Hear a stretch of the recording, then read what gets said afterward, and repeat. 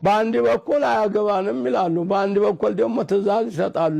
ይህንን ሰው አያውቁም እየመሰለዎት ነው? እንዴት ነው እንዲያው?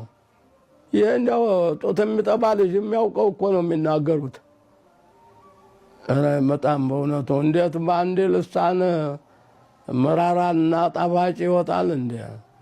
እባክዎ እባክዎ እባክዎ በኢትዮጵያ አምላክ በኢትዮጵያ አምላክ አይ ፈጣሪ ይላሉ። ፈጣሪ ተሆነ እንግዲህ ይፍሩ። ፈጣሪ ይፈርሰባ ወያፍር እግዚአብሔርን የማይፈራ ሰውን የማያከብር እንደዚህ አለ በኢትዮጵያ እንደው በድህነቷ ላይ እንደገና እንዲህ አለ አመፅ እፎያልን ብለን አሁን የትግራዩ ጋብ ሲል እንደገና በሌላ ቀስቅሰው ራስዎ ቀስቅሰው እነዚህም በተዘዋዋሪ በሃይማኖት ምክንያት አስነስተው ሌላ ረብሻ ይፈጠራሉ።